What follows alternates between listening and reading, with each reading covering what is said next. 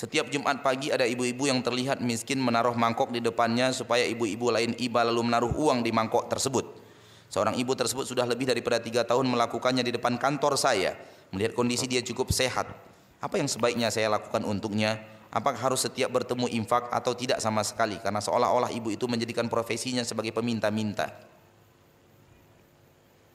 Sebenarnya tadi sudah kita jawab. Kita mau ngasih ibu itu berapa? 2.000, ya kasih aja.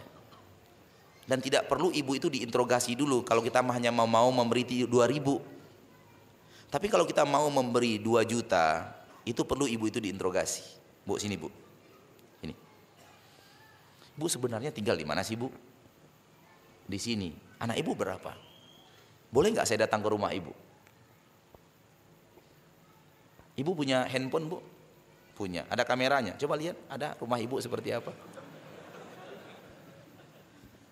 Ya kan boleh jadi pengemis sekarang juga handphone kameranya, kan handphone kamera sekarang 300.000 dapat, 400.000 dapat handphone kamera, kan tidak mesti harus mahal sekarang handphone kamera.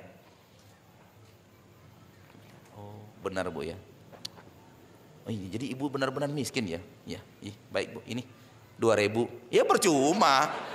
Ngapain interogasi kalau cuma 2.000?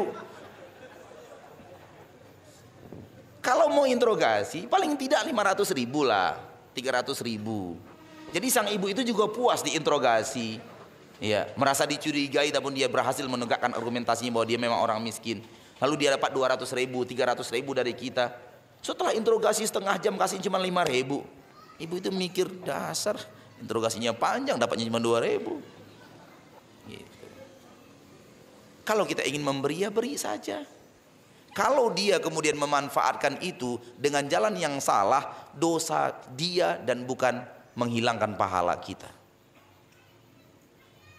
Tapi kalau kita ingin berbuat baik, ada cara lain. Bu, mau nggak ibu? Tidak meminta-minta lagi, saya beri kerjaan.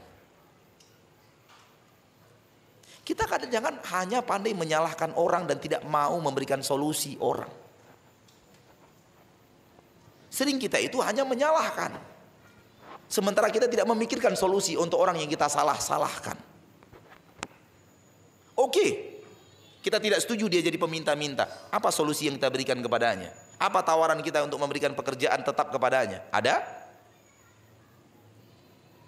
Kalau tidak ada, diamlah. Jangan banyak ngomong, kasih aja. Ya, kita nggak berikan solusi kok. Kita nggak punya solusi, kita nggak punya lowongan pekerjaan untuk dia. Dan seperti itu kita, dan seperti itu orang-orang sekantor dengan kita, jumlahnya ada 500 orang. Tak ada seorang pun yang memikirkan solusi untuk ibu yang miskin itu. Kalau tidak ada seorang pun dari 500 kaum muslimin yang ada di kantor itu memikirkan solusi, ya wajar aja ibu itu sudah 3 tahun masih jadi pengemis. Itu dari sisi kita. Kalau kita bicara sisi kita, dari sisi kitanya. Tapi kalau Islam bicara sisi daripada pengemisnya, Islam melarang jangan meminta-minta, jangan meminta-minta, jangan meminta-minta. Jadi stabil, Pak. Kita disuruh memperhatikan, yang tinggi disuruh di tengah-tengah memperhatikan, yang rendah disuruh naik, jangan mengemis. Bertemu di tengah-tengah, stabil dunia ini. Wallahu ta'ala alam.